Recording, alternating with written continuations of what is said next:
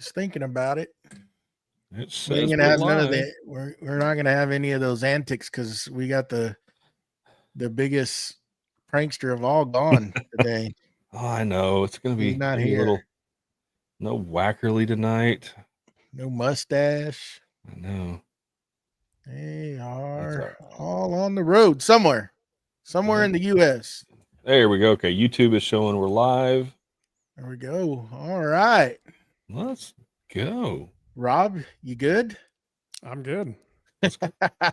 Just shake it off. We'll do good. It's just three dudes hanging out, having a conversation. That's all this is. It's perfect. All right, boys. Ready? Here we go. Let's go.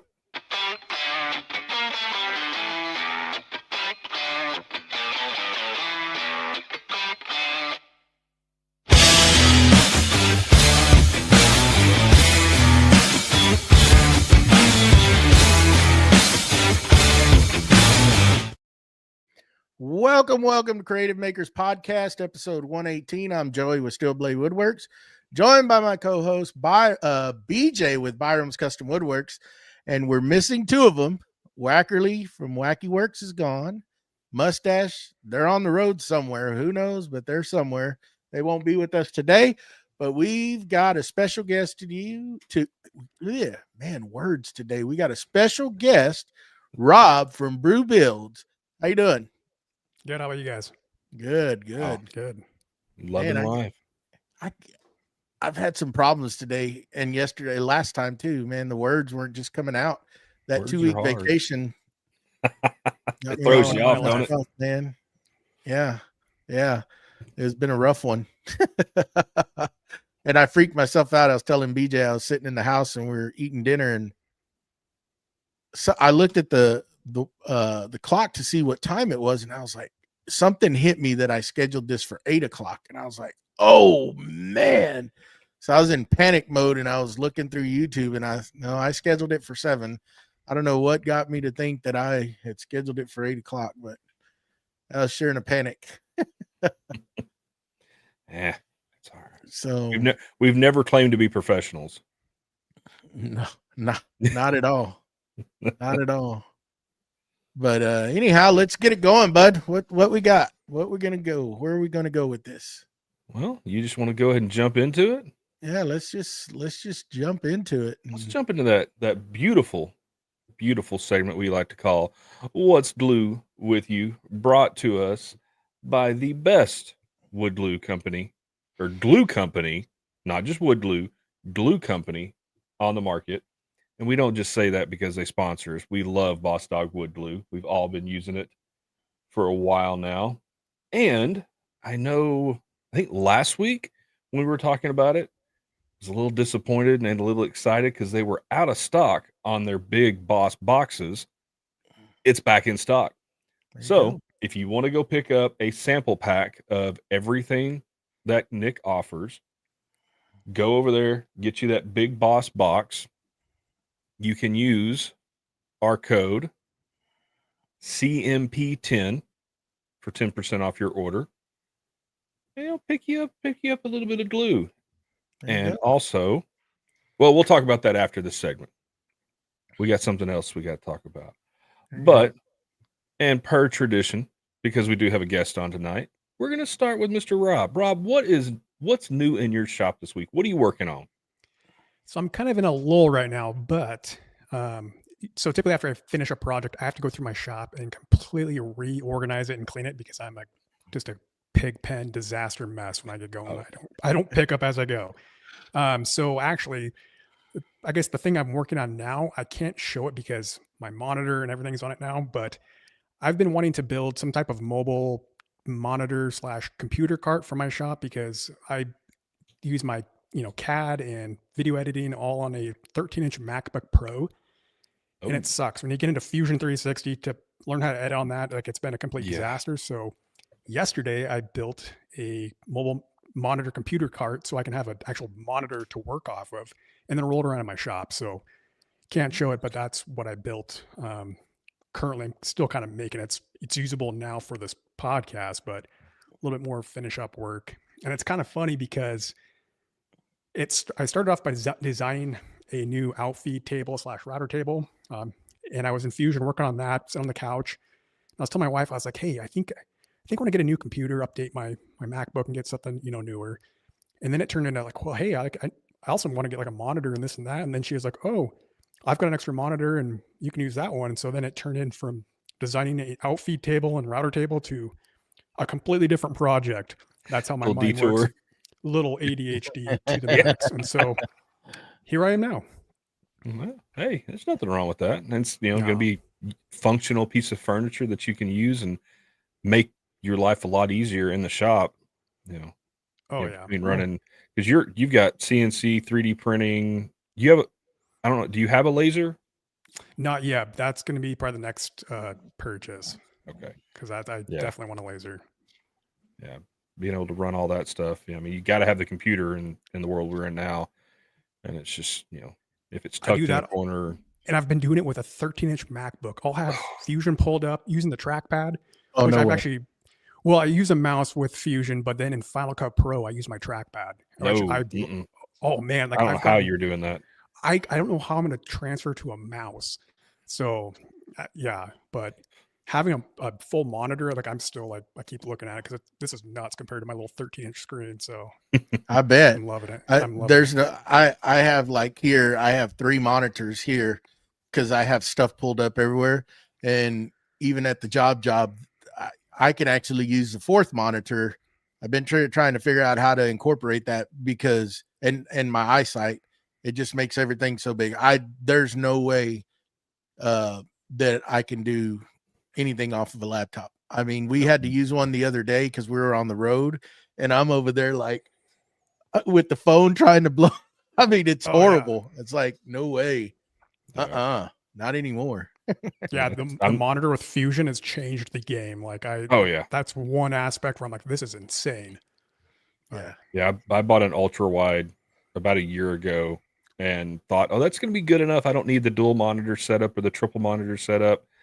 After about 2 months, I put a 27-inch vertical to the side so I can still have, email, monitor chats and everything else. And, in the shop, I'm running off of a 15-inch laptop, but I don't even use a laptop. It's connected to a 27-inch monitor because I'm not I keep it underneath the CNC. And so it's got filtered air going to it because my last laptop just got caked full of dust. And go figure, dust and electronics, not a great combination. They tend to start smoking. Oh yeah. Yeah. So figured, bought a new laptop, we're going to take care of it. But yeah, I couldn't live with, I did that for a while. I had a 13-inch or 13 or 12-inch MacBook Air that I did everything off of. And it was horrible. I didn't do that long. So, yeah. Well, all right. Well, Joey, you opened any boxes lately? Actually, I actually did today, but like Rob, being gone, I actually had to come in earlier today and clean the shop up because it was in complete just disarray. I packaged all that stuff to take up to Kentucky, and I just left tools and, I mean, you name it, there was stuff laying everywhere. So I had to pick up everything and straighten everything up as best as I could. And I actually started on the new YouTube video with the in collaboration with wall control. So I took all the wall control out, and it's going right over here around the corner in the office. I'm going to put up some, it's up. I just need to now work on the shelving, and it's going to be a display of all the things I have received from other makers throughout the years. It's going to be a display behind that couch that I have over there. So if I do a live or something, that'll be showcased. So I think it's pretty cool. I'm super stoked that they agreed to do it, and they sent me out all the stuff I needed. So just a quick little project, and something to get going. I have some stuff coming up in the actual shop that I got to do. In fact, we'll talk about it later because I seen Rob had built a hand tool bench, and that's one of the biggest things that I've been wanting to do for years and years and years, and now I'm finally just gonna get down and do it. Ordered some different vices and sourced the actual material on the way back from Kentucky because we drove up there, and because down here where I'm at, there's no trees. There's mesquite trees, but nothing, no hardwoods. So I sourced all that lumber on the way back, and I'm pretty stoked to build my hand tool workbench that I've always wanted to do. And there's some other projects that I have in the shop to do, but yeah, got a full line of stuff coming up. But I figured, get those quick, easy builds done like this collaboration to get it out of the way, and it's get to finish that, put something out on YouTube, and then start working on the other stuff. But that's what I got going on. How about you, BJ? Man, it's been a crazy week. I definitely had to clean the shop. I went out there the other day, and yeah, it was absolute just cluster, and a lot of time vacuuming, just cleaning everything up. It's been a while since I've done any kind of work on the cast iron on any of my tools in my shop. It's been, God, 3.5 years since I did the carbon method stuff, and it's about time. So I refinished my bandsaw. I'm waiting on something to do the table saw, and got the new carbon coat on that. Kind of playing with some ideas on that.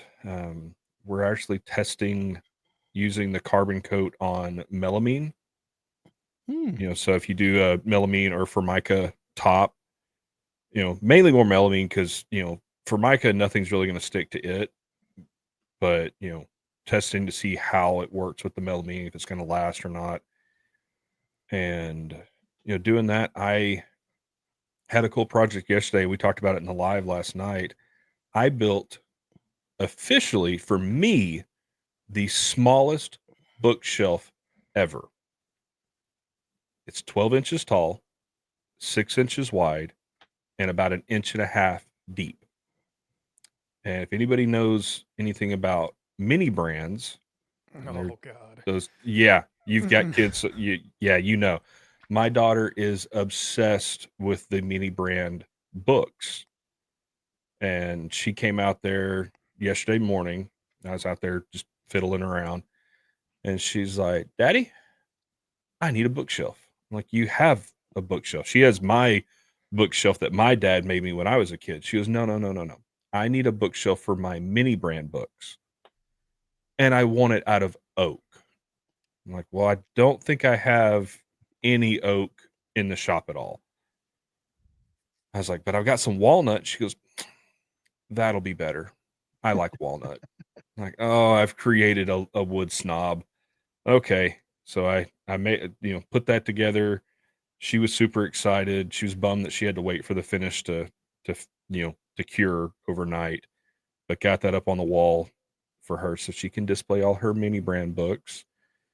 And I was looking around today. I have not done anything with epoxy in probably 6 months. Something of my own that, something for me.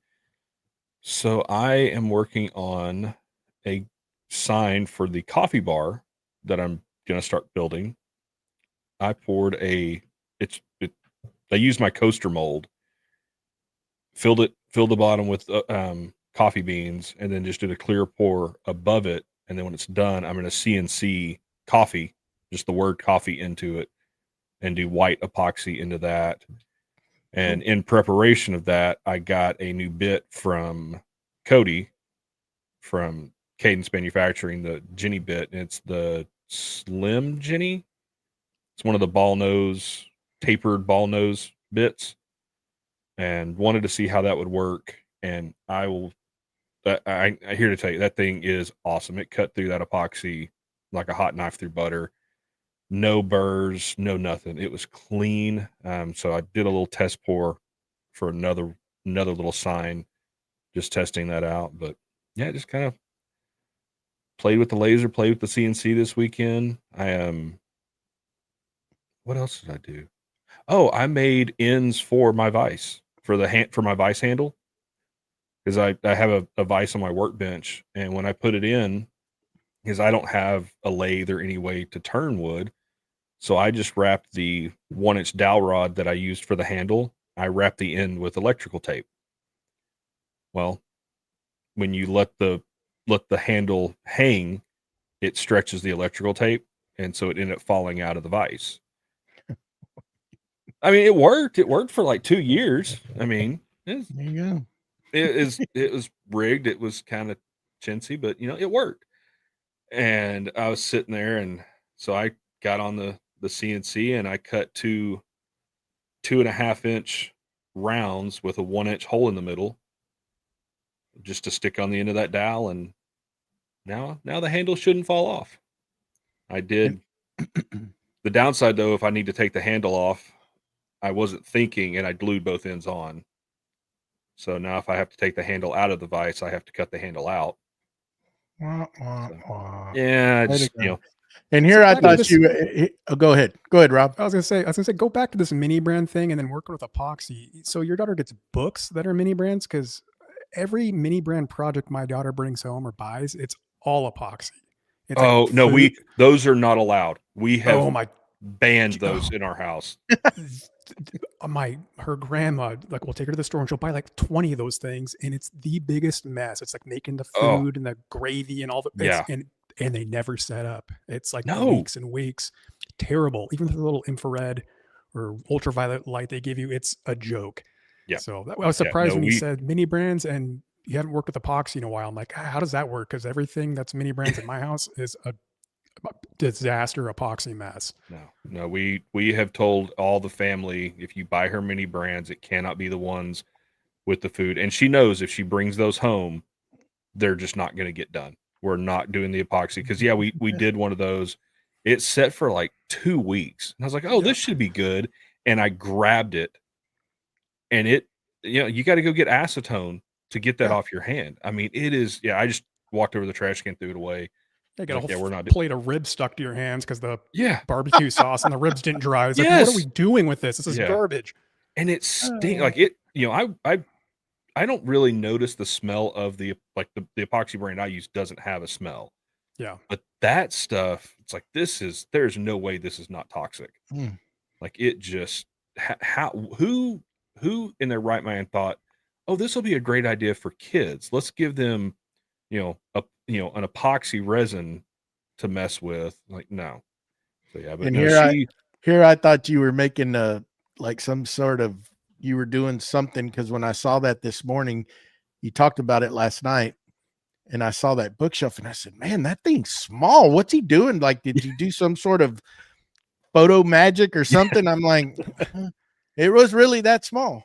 yeah, it really small. was. Yeah. I mean, because the Wow. books, I mean, they're that big. They're tiny. Oh, really? And what's cool about them is, depending on the book and like, if it's because they have like limited edition ones and special editions, some of them will actually have writing throughout the whole book, or they'll have something like the first couple pages will have the first couple pages of the actual book in them.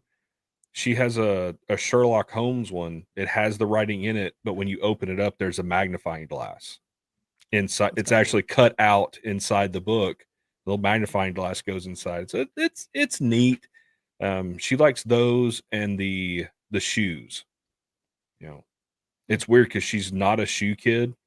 Getting her to wear shoes is a challenge, but she loves collecting the mini brand shoes. So I guess that's the cheaper alternative to, having to buy real shoes all the time. Yeah, well, Those things are cool. I like I forget what they're called. It's in the mini brand world, but they're the gross ones or whatever.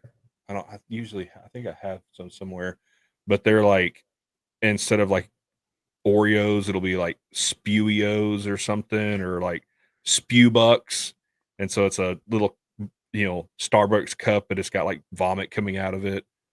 So they usually come out around Halloween, and I like those. Those are kind of neat, because it reminds me of the Garbage Pail Kids from like the late boy, I haven't heard 90s, that in a early long 2000s or whatever. Yeah. I forgot about those.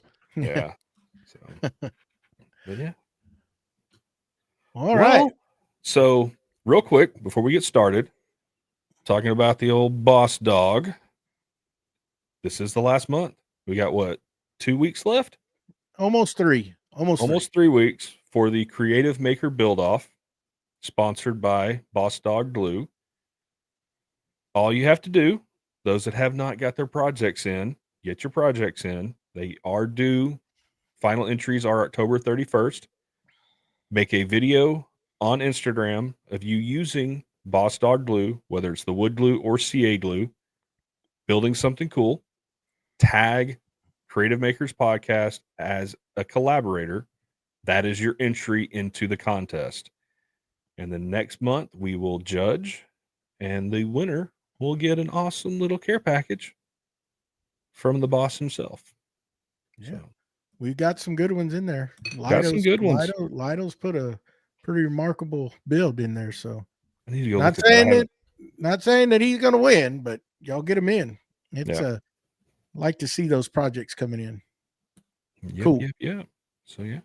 All right. All Well, right. let's get moving on this. So Yeah. Rob, I guess for everybody out there that doesn't know you, our listeners and potential new listeners and everybody that's in the chat, why don't you give us a little rundown about yourself and you know what you do, whatever you feel comfortable about telling us, and how you got into woodworking.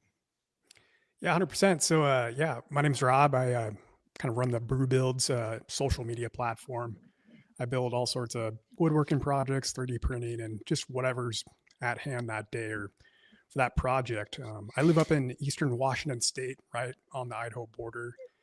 And I do not have like a formal background in any of what I build in my shop. Like I was talking to these fellas in the kind of the pre-show, is I do high voltage electrical for a living. So anywhere from 48 volts DC to 230,000 volts AC, building substations and working in hydroelectric dams. So my background is strictly self-taught, and really as building, whether it's woodworking or whatever I'm making, has been kind of early set in my life. I mean, embarrassingly, it kind of started kind of back in my 8-9 year old range, where there were brand new houses we'd built in our neighborhood, and we would sneak over and borrow the construction lumber and make tree forts and bike jumps. And Jeff Farsworthy calls that the 2x4 challenge. Improve your house at discount prices. There's actually, I can't remember the channel name or the Instagram account, but this guy pretty much most of his videos are based around kids stealing lumber off construction sites. And he's got a funny spin on it, but that's like my childhood. And I'm probably going to go to jail now, but statute limitations. I was going to say, I think I'm good. So yeah, I mean, anywhere from back in the day, it was all about tree forts and bike jumps and all that stuff. So we were always building stuff in our garages. And I was kind of I feel like I was the guy or the kid that all the other kids came to build this stuff. And it wasn't because I knew what I was doing, but I felt like I just had the confidence to make a lot of mistakes and just put it together. And it's like you kind of grow as you get more experience. And it's kind of led me into where I'm at now. And ironically, I think in more of my current state and creativity and kind of the know-how, a lot of my inspirations came from my stepmom. She was someone that would have no hesitation on tackling a full kitchen remodel, construction build. I mean, her shop was kind of where I learned. And that, I guess, in my more kind of teenage years, junior high, high school, that's kind of where my creative passion came from, was just her helping with school projects or just seeing the stuff that she was building. And she is actually a victim of the table saw. She's missing one of her index fingers rebuilding their kitchen.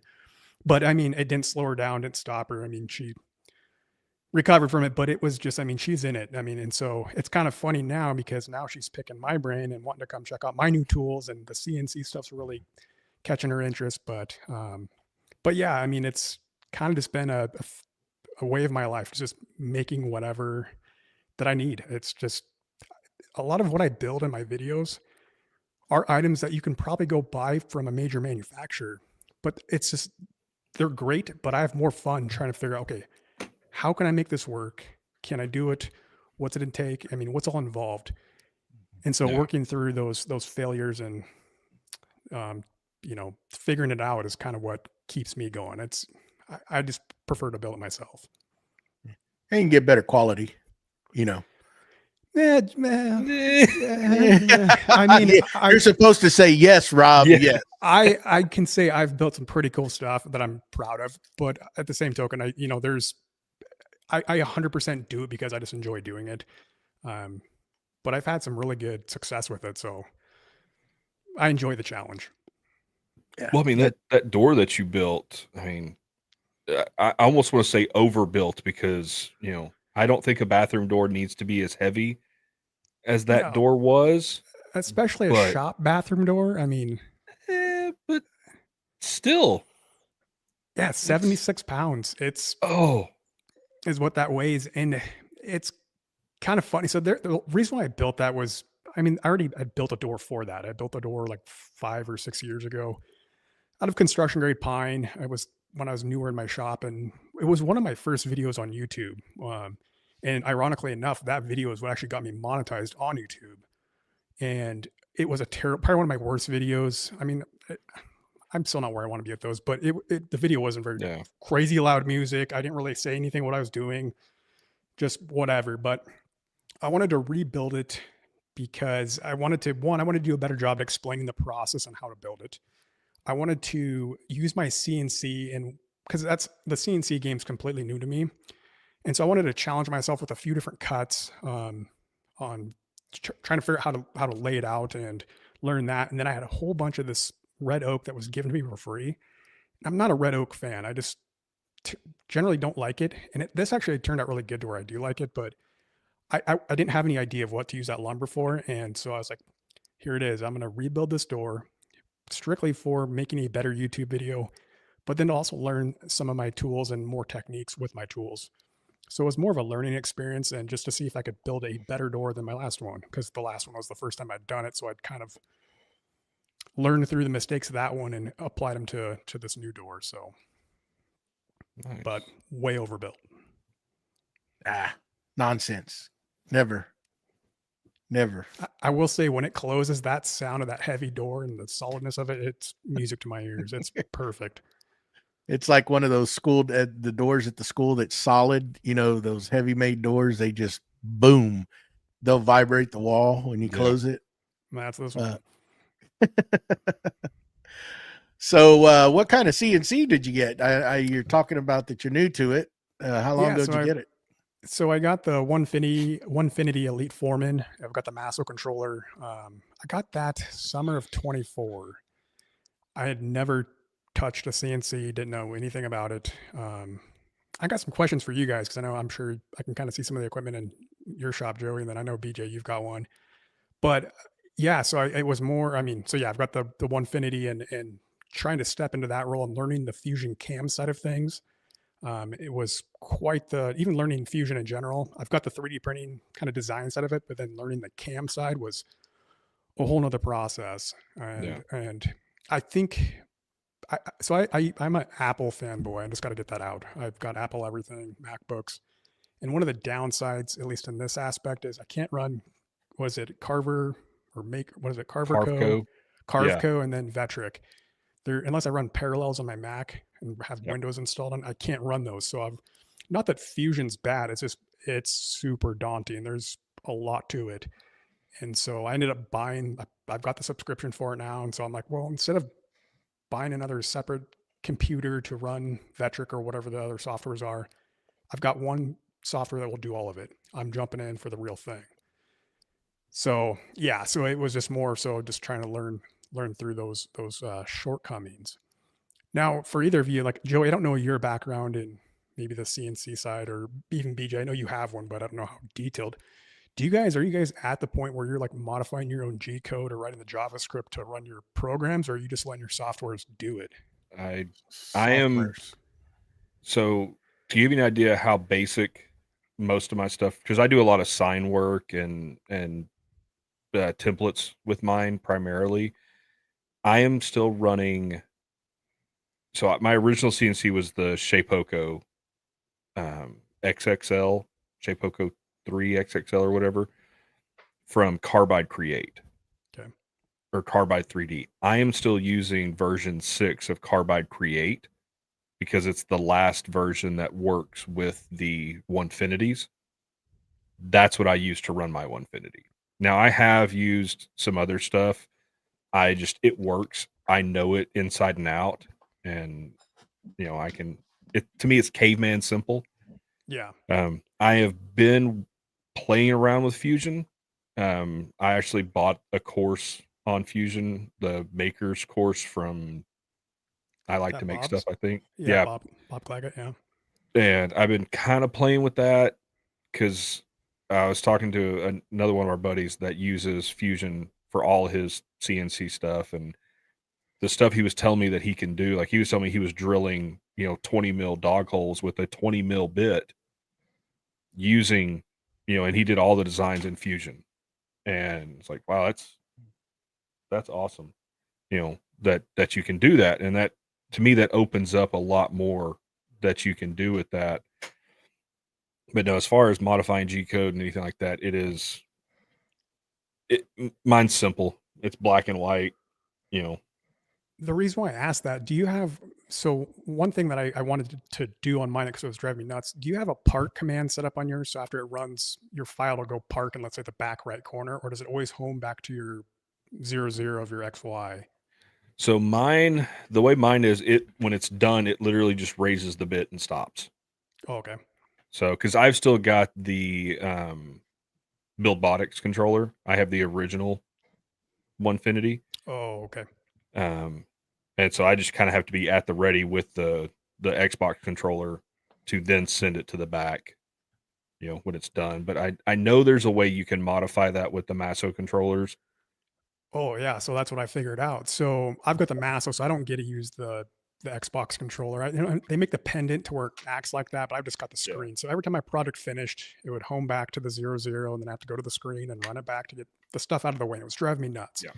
If you go into the Masso M or F4 screen, there is a park position, and you can set the coordinates, and then you could press park, and it's another function. But I wanted the G code to where once my car finished, it automatically just goes back.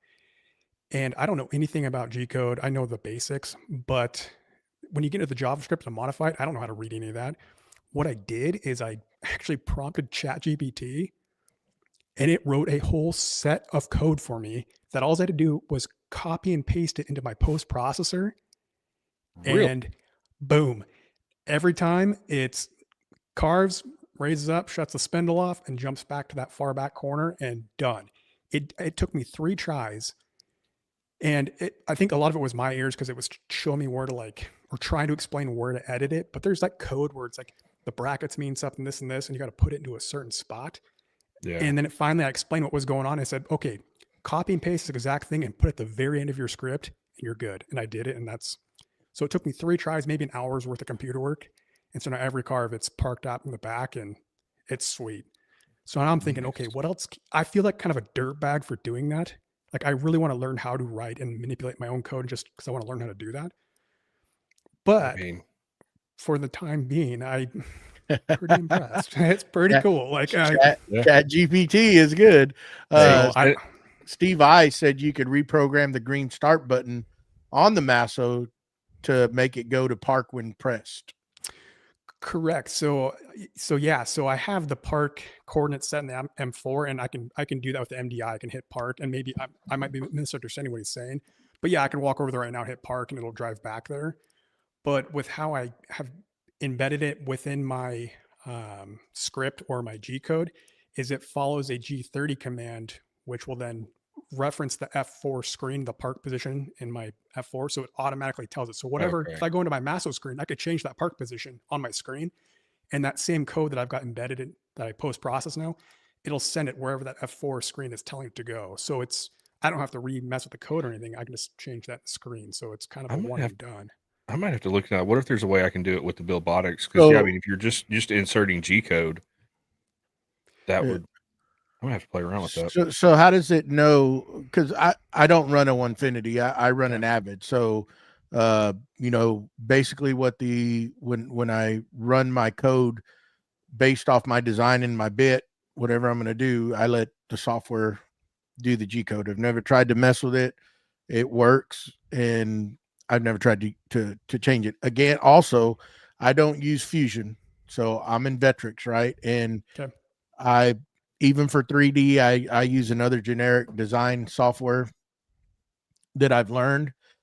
I would, at some point, I would like to invest the time to learn Fusion. I've tried a couple of times, but it's, again, you need to focus. For myself, I need to focus on it and just do it. And I could probably catch on. The time's just not there. And 100%. And having Lightburn and what I use for these 3D printers, this is all full of 3D printers behind me too. So, and then Vectrix with, Avid uses its CAM software is a mock version, whatever it is, Mach 3, Mach 4. So, and that's got to be run separately. And the way Avid works, it's locking up your computer because the computer has to be running while that is performing a CNC process, right? So what you have with the Masso, you can load it into your Masso, and then that relieves the computer from the CNC. Yeah. Mine does not. I have to have a dedicated computer for it to be running while it's running. Yeah, that's the way the old Shapokos were. I think the Shapokos are still that way. So, and that being said, I can go. What I do, the computer's in the office. I have a wireless keyboard, so when I program and have the CNC running, I have the Xbox controller out there. So I'll zero my machine, and then on demand while I'm running it, which y'all can do now with the Masso, I can sit there and I have a monitor out there that I'm watching feeds and speeds. And if I don't like something or I feel that I can up it, I'm doing it on demand right then via wirelessly. And I'm stepping it up, slowing it down, picking the spindle up so I can get the good chip load that I need, cause I have everything preloaded of the bits that I have. So that's kind of like a baseline of where I start. And then I up it or go down depending on what I'm trying to do, or what I see. But yeah, I've never tried to mess with that. That's like, whew, I was, excuse me. It was, I was surprised it worked. And I was really hesitant to try because I didn't know if I was going to just destroy my machine and I'd go run it. It's just going to ram it into stuff and whatever. But no, like I said, it took me 3 tries. The first 2 attempts, it was giving me an error when I went to go save I think it's a JavaScript. It's what it uses to spit out the G code. It just gave me errors. So it didn't screw anything up. And then I would go back into chat and be like, this is what it's saying. I would even screenshot or copy and paste there. And it's like, oh yeah, it's because of this, this, and this. Here, let me change that up for you. And then 3rd try, I was like, boom, donezo. And I wanted to do that because you can set up different work coordinate offsets. And I do a lot of, I will batch certain things out. I've got a handful of things that I make. I don't really do signs yet or anything, but it's nice to be able to have different work coordinates to where you can even okay, I've got this one thing that I'm going to have set up over here, and I can just use that command to have it just automatically know where it's at and have it saved. And that's kind of where I'm trying to get in with that, to where I can have multiple work coordinate offsets for different projects. But the park thing was a good kind of intro into it, and proving that I feel like I could do some more stuff with it. Yeah. Right. Don says Don says that you can on the Bilbotics. So you look into it. But yeah, that's impressive, man. People, start digging in, and Chat GPT. I was listening to another podcast, and in fact, the 3 Splinters podcast, and they started going through a slew of using Chat GPT for a lot of stuff. It's pretty impressive, man. I use it. I'm not gonna lie. It comes up with some pretty good stuff. It's scary sometimes, when we started using it years ago or whenever it came out versus now where it's at, the things that it can do, what it's learned, how it's learned it's pretty impressive and scary at the same time, 100%. Yeah. I was super conflicted to even bring that up because, for instance, I think people are wanting to get to a point, and maybe it's already there and I just haven't tried it, but even 3D modeling for 3D printing stuff, to hear people talk about that, it actually kind of, I get it. And I'm a prime example. I just used it to create code where there's people that have spent years and years to learn how to do, to be proficient at maybe their career or their hobby. And I don't want to take away from that, because I feel for like, I like putting in the work. 3D modeling, not that I'm a pro, but I've spent a lot of time in Fusion learning how to use it to 3D print something. But then to see, or if I were to see people, using it to completely create their design, it's like, man, I'd spent years learning how to do that, and now this thing's automatic. And that's a lot of the fun for me, is figuring out how to do it. And I don't know. So it's like I'm conflicted. And I get it, because there's a lot of times that I've had, people, some of my YouTube videos that I've designed stuff for, certain things, and they're like, can I have that, or will you sell it? And I'm like, no, I don't want to get rid of it, because I know exactly what's going to happen, right?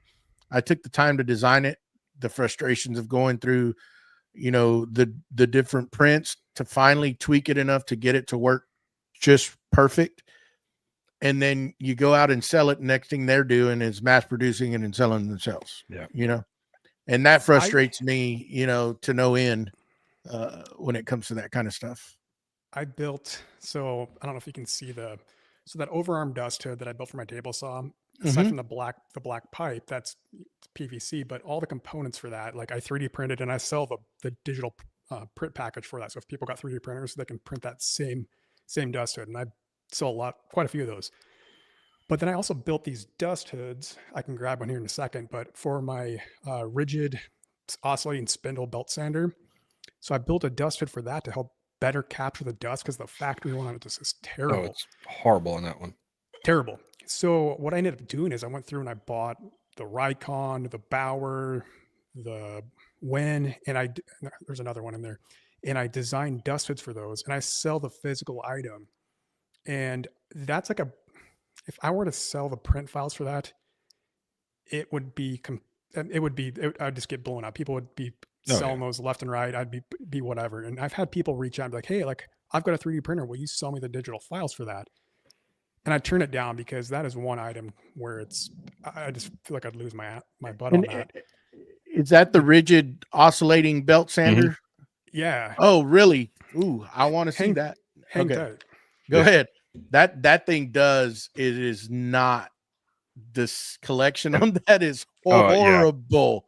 And I've seen different ones made, but his is probably one of the nicest ones that I've seen. That on this channel. That is, man, I was going to try to design something, but heck, if I can buy it already made and go through the frustration. Oh yes. So this is the rigid, and then everything, it's got a register pin. So your little factory stop. Get closer to the mic, bud. Get closer. You're sorry. There you go. Yeah. So there's like a register pin in it. So the little factory stop the rigid comes with, so you can hold your wood piece. It references that, and then there's a bolt that goes through, and I sell all the components for it. That holds it in place. And then of course, like I've built them for the other models. The other models being like the Bauer and Rikon and the Wen and Grizzly. Oh, that's great. That is great, and that's available on your site. Correct. On my Etsy, my Etsy store. Okay, cool. And they're designed to work with 4-inch dust hose. The factory, I think it's like a 2-inch, and where it pulls that dust from, it's a joke. It's supposed to pull it down. It's absolutely horrible, and it's moving. In that video, I looked up the RPMs, and it's like something stupid, like 400 RPMs or whatever. So it's blowing all that dust past where it's trying to pull it down from. And then if you look at the port in that base there, it's like only like an inch and a half, maybe. It's terrible. Yeah, that's one of those things that they just had to do it to pass, whatever, and it just threw it in there, and it's like it doesn't even work. I was just frustrated with that thing, and I was going to design something, but heck, I'm just going to go by ears. It's already done. It's easier. Heck yeah. Done deal. That's cool, man. That's the whole thing about this, is that's what I like to do. Is when you get a tool and there's an accessory you can make, I love to try to design stuff and make it a lot easier or whatever, to use that tool. And that's pretty cool. That's awesome. I like to see that stuff. What's Jason selling? Saying, you can't buy one until you open more boxes. Oh, whatever. And, but, yeah, that's cool, man. One of the questions, it's been a while since you built it, and kind of just going through your Instagram, I haven't made it over to your Facebook yet. I mean, to your YouTube, but I will. Is that hand tool workbench. Now that you've lived with it, and you've gotten to use it, what would you change? I've been wanting to build mine for years, and I'm finally going to do it. And I've got all these ideas, but somebody that's built one, it's cool that you're here, that you could tell me, what would you do different? Would you make it bigger, wider? What would you do? I can make this easy for you, but it's probably going to be a disappointment. So the one thing I would do different is I'd actually finish it. So I have this nasty trait, and my wife could speak on this forever, but I like to get things started and get them usable. And it's like, this is great. And then once they're usable, I kind of disappear onto something else, get the whole squirrel mindset, and I'm out. So mine really, I need to add my dog holes. I don't have vices on it yet. So it's kind of I just got to finish it. So the size of it's great. I like the height, I've got that removable center. It's been several years since I've built this, but that removable center that acts as like a stop, like a plane stop, and then also a tool holder. That's a nice feature, but I think the meat and potatoes being your dog holes and your vices, I've yet to do. And that's like a must have on a traditional hand tool workbench. And I'm sorry, I've let you down. I just haven't done that yet. No. Well, I mean, I've been kind of back and forth if I'm going to do a solid top or a split top brew bow, like what you did. I've seen that where you can lift the centerpiece and it acts as a stop, or when it's down, you have slots in there to maybe put some hand saws or chisels or whatnot, right? It seems like that's what yours was. Yep. And then you can even remove that and you can use that for clamping in the center, correct, which is nice. But if you've got dog holes, some of that kind of eliminates that. So, I mean, I need to add dogs, but just haven't done it yet. So it's actually, that's something I meant to do this summer. I was going to actually set up a flattening jig and just, because I built it out of construction grade pine. It's moved a little bit. It's actually pretty true to what it is, but I've got some pretty nasty marks in it from whatever. And so I want to go through and flatten it, do the dogs and do the vices. And I want to make kind of a follow-up video on kind of completing that after like 6 years or 7 years, whenever. I can't even remember how long ago I built that. So just to be honest, 2 years ago, so I've been wanting to build this for a while, probably even way longer than 2 years. But I went and bought, because really what's readily available down here is pine. So I went and bought pine. And once I bought it, it stored up top here. And I was like, I can't build something like that. Not, hey, you got to do what you got to do. But I didn't, if I'm going to spend the time, I was like, I can't build it out of pine. So the pine's up top and I'm not going to use it. Right. This is just my personal deal, and I'm not knocking yours, so don't get offended by this. I wanted to build it out of a hardwood, so I sourced the lumber, and I recently ordered some of the Andy Klein vices, and I just got in this week from Benchcrafted. I ordered their leg vise, the scissor cast iron leg vise from them. So, there's a few things that I want to incorporate in. The problem is where I'm having is, do I go with the split top Rubo or just a solid top? And I don't know what to do. I'm kind of like, I'm just there in the middle. And I like that specific thing that you did. And I've seen it. I think Mark Spagnola did that too, I believe, in one of his benches. And I like to where you can just push it, or whatever you do, the mechanism that's in there or however it's made, to where it just pops up. And it seems pretty simple in my head how to construct it, and it acts like a fence, right? So if you're doing some hand planing or whatever you're doing, that's pretty cool. And then it tucks away, and then you can stack some of your hand saws, chisels, etc., whatever in that. I don't want a wide opening. I would like something like that, narrow, just enough if you need to get some vice, some clamps, you can remove it and they'll still fit down in there, and you can utilize it that way. But yeah, man, it's just trying to get down to exactly what I'm going to incorporate in it and how it's going to be built. That is, it's just, I want to make sure it's, I got a vision in my head of what I want it to look like. As far as the wood, I've already narrowed that down. It's going to be a mixture of some Purple Heart, maple, a lot of maple and walnut and purple heart mixed in for, just to give it some contrasting color in it. And I did get some tiger wood that was real beautiful when I went into that hardwood store, that I think I'm going to incorporate in some of the vices, I believe. So I don't know. It's just getting to that point, and I was like, I'm going to pick his head and see if he's, Yeah, I what planted the seed in me as far as building one was several years to building it. Did you guys ever watch? I think he's still around. I haven't seen his videos, but the Samurai Carpenter. Mm-hmm. Yeah, still around, but yeah, no, yeah, he's done a lot of it. I think anymore he's building that kind of off-grid island in Canada somewhere. But he built, it was probably in like 2015 or somewhere in there. He built that beautiful hand tool workbench, Rubo workbench in his shop, and it's like a masterpiece. And that's not that mine's anywhere comparable to that, but that's kind of what got me into wanting to build that. And that was kind of more my entry into like kind of more fine woodworking, or more actually learning the techniques and whatnot. But that's kind of where I got that idea for the split top. And several people have done that since, and even before he built it. But that's the first time I had seen it and kind of got that whole idea of that concept. Which, I mean, I know Jay Bates did one years ago, and he's done two. He's got one out of construction pine, and then he built a hardwood one. And he's even said that hickory. And he said he liked the pine one, with hammering and chiseling and stuff, because there was less, I guess it was a little more shock absorbance, because I could see that. I mean, hell, I bought my plans from Jay Bates, and I was going to build that bench, just add my spin on it. And then just thinking, I was like, I'm like you, Rob. I'll get started, and then I'll squirrel movement, and I'm off to the next thing. And, there's a bunch of projects that aren't finished, and some of these people can attest to it, but it just like, I want, to me, this is going to be a staple of my shop.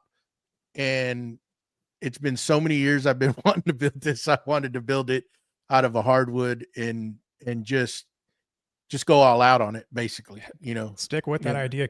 Let it go. Let whatever you've got in your head, I'd say stay on course. Speaking of the old Jay Bates plans, I got the OG miter station back there. It was the first product in my shop when I moved into the shop and house in 2018. But I think that's the only set of plans I've ever purchased. And I was like, I just need something going in my shop, but been going strong since then. That's something that you see a lot. That boy, he did good with that, because I've seen that in a lot of shops, and it's amazing. Over. Yeah, it's his, and who's the other one? Paul Jackman. They were like the two. They were the miter saw station kings there for a while. And Paul, you saw either one of them. Yeah, Jackman. Because he built the Jay Bates one, if I'm not mistaken, and then also who was the other person that Crafted Woodshop? He's got the same one. Yeah, I think he's still using it. He's moved like probably 4 shops since he's built the original one. But and is that the full blown, like, that's it looks it's because it's so far away, but I know that takes quite a bit of plywood, doesn't it, to do that? Yeah, it was. I want to say it was like I built that in 2018, but I want to say it was 15 sheets. Woo. Is what I remember. And I remember specifically going to my hardware store to buy shop grade birch to build that 3/4 inch. He specs out 1/2 inch in some areas, but I just got all 3/4. I remember complaining because I was paying like $40 a sheet for shop grade. You would love that price. We'd love this is ridiculous. Like, this is too expensive. And then flash forward now, and it's like $80 a sheet. And I'm like, oh my gosh. I'll stick to the Radiatapine at Home Depot. You can't even get. Now I'm even pissed about the Home Depot shop grade plywood. Yeah, it's $70 a sheet now. Yeah, I've got 2 sheets of 5/8 Baltic birch just resting in the bottom of my unfinished CNC table. Another product I haven't finished yet, but 2 sheets. I have no clue what to do with it, and I'm like, don't want to touch it. It's 5x5. I'm like, I don't know what I can build with this, and I'm just gonna keep it. Just probably die with it. I bought some Baltic birch. I found it right before the what do you call it? 2020, whatever the pandemic, the COVID. Yeah, COVID. Time that shall not be spoken about. And it was, I think I got it for 5x5 sheets. I believe it was like $30 or $27, I think, something like that. And I have them hoarded up top. I won't touch them. I'm like you. That's for a special project, because you go buy that stuff now, that's like gold, right? It's come down, but just recently I went and picked up 25 sheets of cabinet grade ply from the big box store, right? And that stuff has come down a little bit, but it's like, it's still outrageous. And that's going to be some cabinets that I'm going to make for storage. And it's crazy how those prices have still yet to come back down. We'll never see it again, right? That's thing of the past, but there's some stuff like I got a real good deal on all that hardwood I picked up in Chattanooga, Tennessee. It's Tennessee hardwood coming in down here. I can't touch those prices. I have to go about 2 hours from here to get some. There is one in the neighboring city, but it's all S4S, and it's outrageous. I mean, it's like you can't feasibly buy any of that. That's just to go buy a piece or so. That it's for cabinet makers that want to do, trimming and stuff like that. It's ready to roll, and they don't have to do any kind of milling. But like to build something like this, there's no way. I mean, it be a $6,000-7,000 bench, by the time it's done, and even going up there, like to San Antonio to pick up hardwood, the prices are still pretty hefty. So, I made it a point, since I was in my truck coming back down, to find a place, and I did, which I'm thankful for it, because now I get to build it, It's so Dances with Aardvarks just said that they bought, AA grade Baltic birch for 180 pounds a sheet, whatever the conversion is on that. So about 6 or 7 years ago, I bought AA grade walnut plywood, 3/4 inch walnut plywood for $80 to do drawer fronts, for this desk I was building for a customer. And the stuff I had left over, I had a buddy reach out, and they're like, "Hey, I want a set of cornhole boards, but I want to look really good." And I was like, "Oh, I got this, this walnut, plywood, we can do this, and this." He's like, "All right, yeah, I'll let you know when it's, when I want to do it." And I gave him a price. I never made them. So I've got 2 pieces of walnut plywood that are cut perfectly for, cornhole boards. Like, they're the perfect size for cornhole boards. They will not get at the prices that walnut plywood is now. They will never get used for that, because I mean, those things are worth their weight in gold right now. And every time I look at them, I'm like, "Oh, I need to come up with some awesome project for it," but I cannot bring myself to cut them down, unless it is just something amazing. So you just got to sell, bud. You'll have another one. I saw that. I got to figure out how to jump in the comments here. Speaking of like the hardware talk, so if I go to my local hardware, the main supplier in my area, to buy walnut, it's over $16 a board foot there. It might even be higher now. That was in there buying plywood here. I thought I was paying a lot for walnut down here. No, it was over $16 a board foot. But I've been buying all my walnut from a smaller local kind of a private mill that's a little bit north of my house. And when I'm still kind of going through my stash right now, and I want to say when I had a Tacoma at the time, and I filled up pretty much damn near the whole back of the Tacoma, and I walked out of there, and I think I paid $260 for all of it. It was all green. I had to sticker it. So I didn't use it for like the first year and a half. So that's kind of the downside. I got to wait if I'm going to build anything super fancy with it. But I'm getting towards the end. So he's got maple and all sorts of crazy stuff that it's super cheap, but it's green. So anything I get, I'm sure envious of you guys that are up there around those areas, because man, literally down here, I'm not exaggerating, there's nothing like that at all. I mean, it's all farmland, flat land. We have mesquite. Mesquite's beautiful, but to get a tree that's big like that to do something, it's few and far between, but it's just amazing. When I walked in, I saw my first big tree of my life when I went to Kentucky. I'll be honest. I've never been around that, never been around mountains and nothing like that. So there was a lot of firsts for me on this trip. And But just to go into that hardwood dealership and just see the abundance of stuff they had, I mean, like a fat kid in a candy store, and literally fat kid in a wood store. And I was like, I want that. I want that. I want that. Fill my truck up. Let's fill it up. Make that drive worth a while. Hell yeah. I mean, it was good. It's great. Hey, I'm going to jump off for 1 second. I'm going to use the bathroom. Okay. No problem. But yeah, it's that's cool. Dances with Aardvark said 3 millimeter was $90 a sheet. I think that 180 is around. I think it would be equivalent to, like, I don't know. Maybe he could correct us the transformation over it, but it's like over $200 for us. Yeah, and I think so. And yeah, I don't know the conversion on that, but it's quite expensive. Yeah, that we'll never see the prices that we did pre-COVID. It's never going to happen. Yeah. It said it's about $200. So it's crazy. 2x4s. I did that little quick project with adding that wall over that garage door the other day, and they're around 320 or so down here, which they've come down. They were, yeah, I know, because when I was doing the extension onto the shop, when I originally, priced it out, it was $2.50, $3 a 2x4.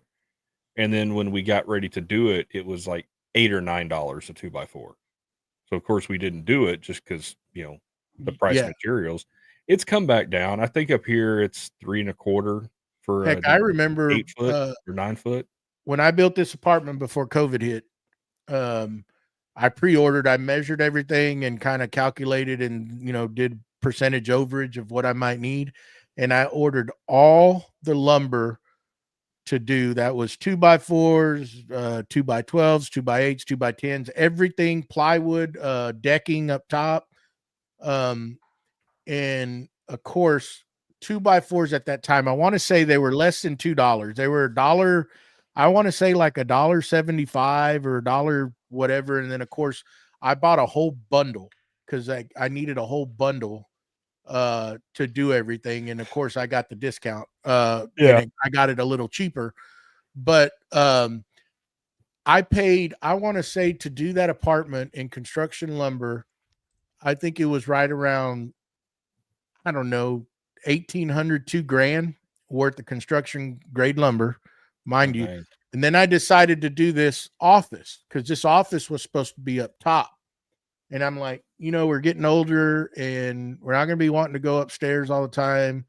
So I designed it and put the office down here. Now, mind you, that addition back there wasn't on here. It was just a straight wall where those 3D printers are. Yeah.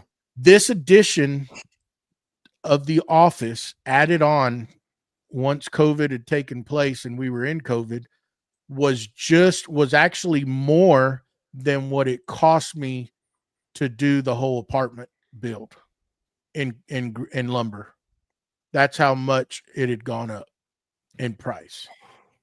It was absolutely crazy. The prices of 2x4s and 3/4 inch plywood and 2x10s, everything. It was just crazy stupid, but I'm kind of glad I did it. It's worked out for the best, but we'll never be down to those prices again, ever. I mean, even because, like I do with all the signs and stuff, I use a lot of MDF, and people can judge me if they want to, but it's easy. If you're doing painted signs, MDF is a great product for that. And it's stable. It's stable. When I first started doing this, I was buying a 4x8 sheet of 3/4 inch MDF for less than $30. Because all MDF, it's just the leftovers that they compressed into a board. Yeah. I want to say the last time I looked at MDF, it was $55 or $65 a sheet. At the big box store, about $50 a sheet if I go to the plywood dealer to get a little better quality MDF. But it was, I want to say that MDF 3/4 was in the low 20s. It's just like melamine, the same thing. You know, look at what melamine costs. It's about $50 a sheet now. I And get it it for was about in the $30 a sheet up here. it was in the 20s before COVID, you know. And it's crazy. It's good, it's stable, but I'm not going to pay $50 a sheet for that stuff. I had some of it hoarded up and I've used the last of it. You know, if that's the case, I really, if you don't have the right stuff to cut it, I'd rather just, it costs you a little more, but it looks better, is just putting a Formica top on shop project, you know, doing, you know, even if you throw a piece of plywood and cover it with Formica, I think it's a hell of a lot better. Cuts way good. That's what I'm thinking about doing, because when I redo my workbench / outfeed table, you know, I'm just going to do 2 sheets of, you know, 3/4 inch MDF with, you know, Formica top, you know, cut my dog holes in it and be done. You know, yeah, it's, you know, be a little more expensive because Formica's, I think a 4x8 sheets, $100 or something. Yeah, about $100. But the thing is, I mean, that stuff was designed to go in houses and kitchens with heavy use. Well, and it's good for glue ups. Oh yeah, that's worry about great for that. Fixed to it. I mean, it's somewhat heat resistant. I'm not saying it's indestructible, but compared to melamine, oh, it's like a tank compared to melamine. Because I've always done melamine tops, and you know, after a year or so, they look horrible. You know, and the fact that I do film a lot of the stuff I make, when you got a top that just looks, you know, like a Picasso painting, or, you know, something like that, it just doesn't look good. And you bring up a good point. Like if you're videoing stuff and you got a white, we can't get black melamine. Melamine down here. You have to go through a plywood dealer to get it. Yeah, Home Depot used to carry it. But then they stopped. You can order it, but it is absolutely stupid, crazy expensive. Yeah, you can get it. Better off doing Formica at that point. Have you seen? So I love the Formica top on my assembly table, and I've got it on other benches. It works great, but I can't remember the name of it. But they use it in like the refrigerator trucks. It's like a fiberglass coated plywood. It's white. It's super smooth. I'll have to look it up. Is it kind of like that dry erase board material? It is, and I don't know if there's a difference between it, but we used it for we actually made a giant light bright. I worked for one of the little science centers by my work, and made a giant light bright with water bottles. But that's what they used for it, and I'd never seen it or heard of it. And that stuff, I was blown away by it. And I guess I haven't been able to find it. I know there's a place around that they purchased it, and I got to see if they sell to the public or if you have to have an account or whatever. But I kind of want to experiment with it. That's interesting. It seemed really durable. Yeah, I mean that's the thing. You know, Formica what's expensive with Formica is the glue. I don't know if y'all, you know, if you've done one, you know, anytime here recently, but that glue, and I'm pretty sure there's different styles, but I think it's DAP, and I know it's like yellow and red can, and that stuff was pricey. I got mine in like a jug, but you know what really makes it expensive is when you screw it up. So the video of when I built the video of this assembly table, I laid it down and I didn't have enough support, so it touched before I wanted to touch. And I had a 1/2 inch on each side to spare, so I didn't have much room, but it touched down in one spot and it was game over. Like I had to rip it off, and it's like I didn't know what to do at that point, but I got as much of it off as I could. Well, I got all the Formica off, but there's still the glue residue, and I didn't know how that was going to react with another coat, but it worked out. But that's expensive because you got to buy a whole other sheet. Yeah. And that stuff, when you do that, you better have a lot of stickers in there or another set of hands, because man, once it touches, that's it. It's done. Game over. I you can vouch ain't for that. Pulling it off. You're not pulling it off. But someone, when I posted that video on TikTok of me screwing it up, I love posting my mistakes, but there was a gal in there that was saying, I guess you can use a heat gun. And I didn't know. I was in full panic. Really? Mode. I mean, really? Yeah. You have a little bit of time where you can use a heat gun with contact cement. And I just know that from the upholstery world because my dad does auto upholstery, and that's how you attach a headliner is you use contact cement. And yeah, though when you did that, he would leave 5 or 6 inches on either side of the headliner when he put it down. But he's like, oh yeah, if you need to peel it off, you can apply a little bit of heat to it. The only problem is with fabric or with vinyl, you have to be really careful because you'll destroy your material.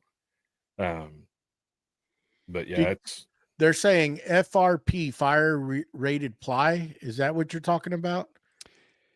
It could be. I got the name. It was like a month after we had done the project, and like I said, I was told to use it in the refrigerant trucks as kind of the paneling to help. I'm assuming with insulation or whatever, but maybe that's what it is. And Dances with the Aardvark said phenolic ply, kind of like ply. Phenolic. Yeah.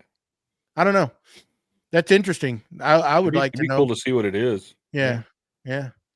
But yeah, that's pretty cool. Yeah, I the reason I wanted to do a Formica outfeed table, but the only thing is the size I wanted. I'm like, you got to buy the Formica or Formica, however you say it, but it's getting the glue, and I mean, really when it's coming down to it, I think it was a little can was like almost $40 when I bought it.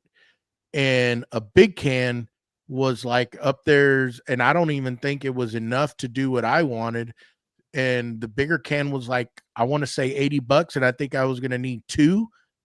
And by the time I was said and done, I just in adhesive like 160 or so.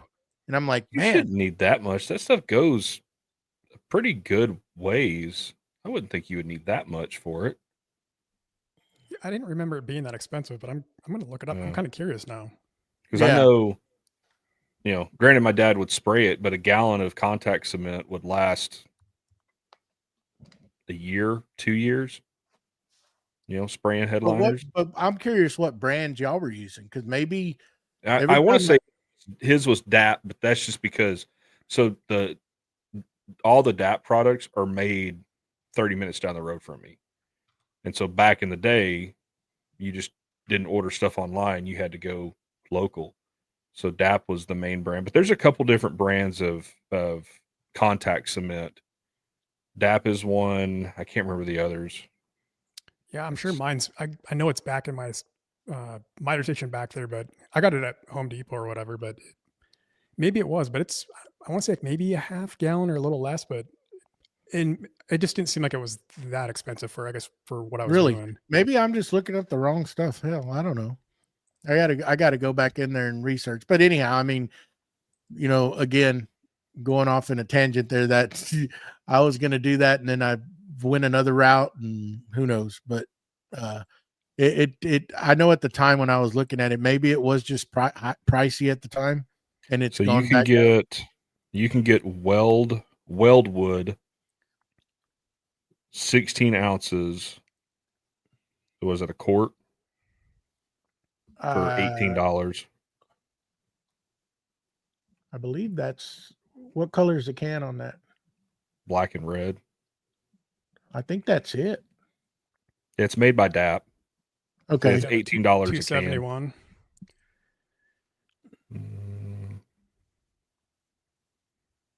Doesn't say. Well, ready in 20 minutes. Permanent bond on contact.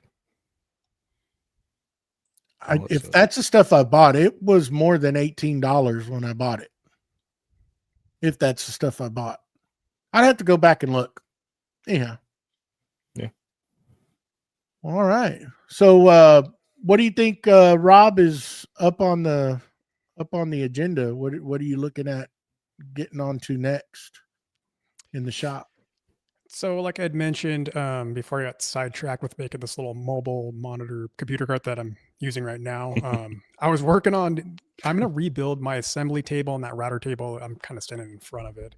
Yeah. But yeah, so you can kind of see the side of the router table there. But I'm going to rebuild that whole island. I'm going to make it all encompassing. I'm going to build my own wings for my table saw. So that I'm in Fusion designing, kind of not as we speak, but actively. And then embarrassingly, talking about CNC again, I've had my Onefinity for over a year and I still do not have dust collection ran to it. So I've got plumbing. So in my shop, I've got one of the Clearview, I think it's a 1500 dust collection. So I got 6-inch duct to all my tools. So I've got the run that's very close to over there, but I got to do the drop down to it. And again, going back to making things yourself versus purchasing, is I kind of want to design up my own dust boot and 3D print my own. I know there's a whole bunch out there that are great, and I may just buy one, but I kind of want to, just for the sheer fun of designing something, I kind of just want to see what I can come up with. Because what I've noticed, and maybe I'm wrong and haven't researched enough, is a lot of the dust boots that I've found are usually about a 2-inch hookup for like a shop vac or a smaller system. But with my Clearview system, I need at least 4-inch. And at that point, if I use 4-inch, then I'm opening up another port. So I've got 2 4-inch ports open at all times at minimum, or it just chokes the system way down. So I want something 4-inch to it, and I kind of want to work on designing something that can accommodate that. And I think there is stuff I've kind of loosely seen, but so that's another hot ticket for me, is doing that. Yes. So I have the Rowdy Roman dust boot, and it is 2 inches, but you get a 4-inch adapter. Okay. And in testing with the dust collection, I was testing all the CFM and everything. When I was running the 2-inch or 2.5-inch, I was getting just over 100 CFM, at the dust boot with the 2.5-inch. When I added the adapter on, and that's still testing at the 2.5-inch connection, I'm getting like 350 CFM. Now, when you go to the 4-inch pipe, it's like 500 CFM, but it made, you don't lose a whole lot just because it's a very, very short run. And the way that dust boot's designed is it does a really good job funneling air. Honestly, the only time I have issues with it not picking up every ounce of dust is when I'm running my 2.5-inch flattening bit, which I don't think there's a dust collector out there that can beat a 2.5-inch flattening bit spinning at 16,000 RPMs. That Clearview he has, Will. I don't know. Accepted. Challenge accepted. I mean, yeah, do it. I mean, I'm up for the challenge. That's a pretty stout dust collector he's got. I can tell you that. And being that you'd have 4-inch right at the spindle. All I know is when you turn that bit on, when that bit is up to speed, the bristles on the dust boot are flapping in the wind. Like it's generating enough wind to where, I mean, you can feel it. So it's you're fighting, So you know what problem I have on mine is mine's a 4-inch. The problem I have is it starts sucking the bristles in. Yeah, I've seen and that. That's kind of a challenge there, that you need to kind of get those bristles a little further away so that it has time, because that's when you lose that suction per se. When it starts pulling those bristles up and it starts causing this cavitation in there, and you'll start seeing that dust shoot out from the sides of it because it's so strong that it's pulling those bristles in. And those bristles, to me, in my opinion, they're kind of like to keep that area in a constant to help create vacuum. That suction. Yeah.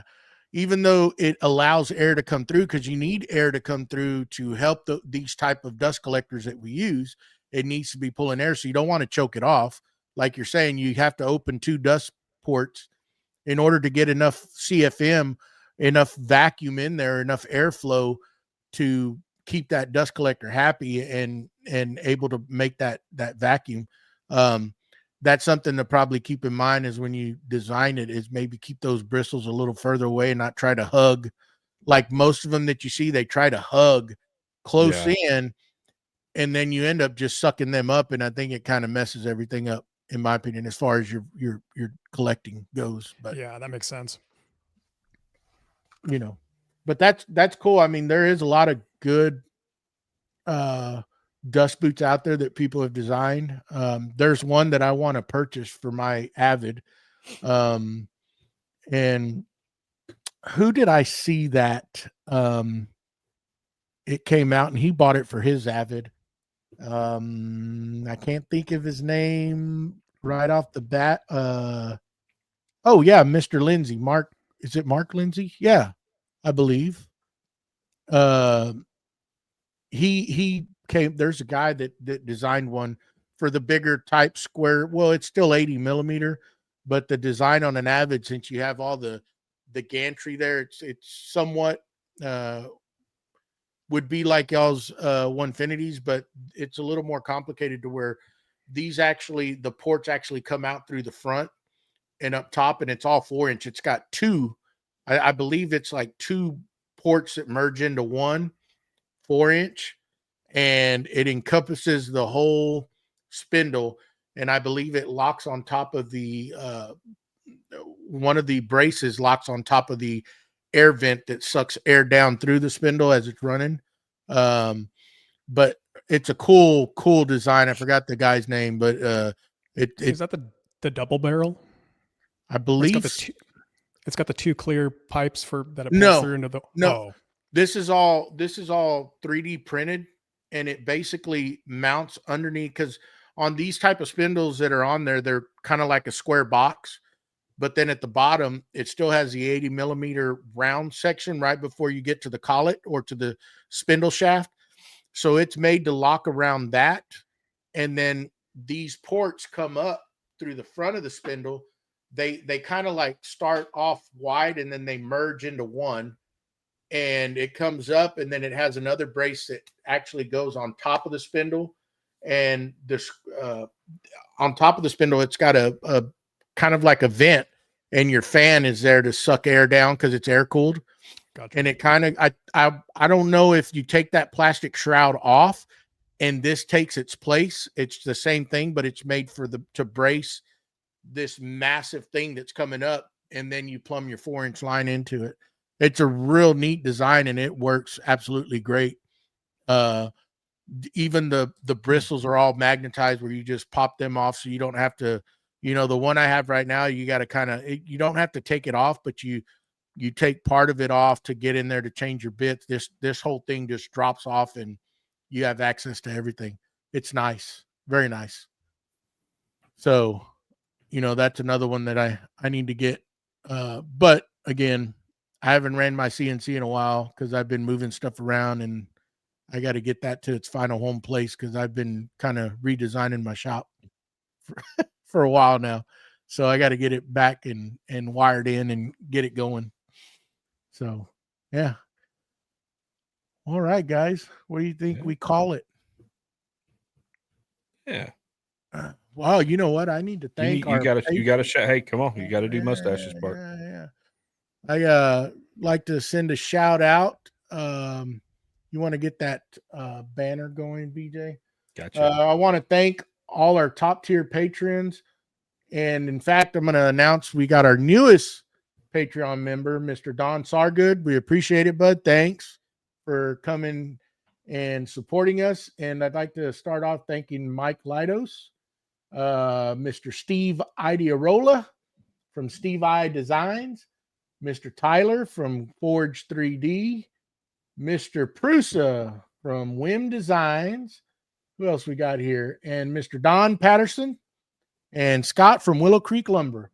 We appreciate y'all's support, guys, and thank you everybody that comes here and listens to us talk nonsense every week. And a special thanks to Rob for taking the time out and hanging out with us. We appreciate it. Thank you, Rob. Thanks for having me on. Yeah. Cool design. Go over all of Rob's links are down in the description, and go buy you that dust port for the Rigid. That is an absolute cool deal, man. That's a game changer because that thing, it is not good what it comes with. So when we get done with here, I'm heading straight over there like Don, and I'm going to go pick me up one.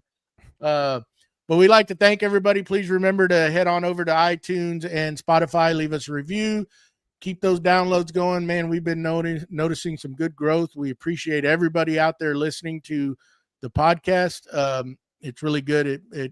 It's good to see those downloads continuing and rising every week, every month. It's a special thing. Love hanging out and talking shop with all these great creators that are coming in, like Rob, and just sometimes just sitting around talking about the the stuff we like to do. If you have any questions or comments, or you'd like to for us to talk about a specific topic, you can email us at creativemakerspodcast@gmail.com. Or if you're in the Patreon, go into our Discord and leave a message in there. Show us your new tools. Use it. It's there. If you have any questions, please direct them to BJ at Byroms Custom Woodworks. He will tell you all about scroll saws. Until next week, you couldn't mute me.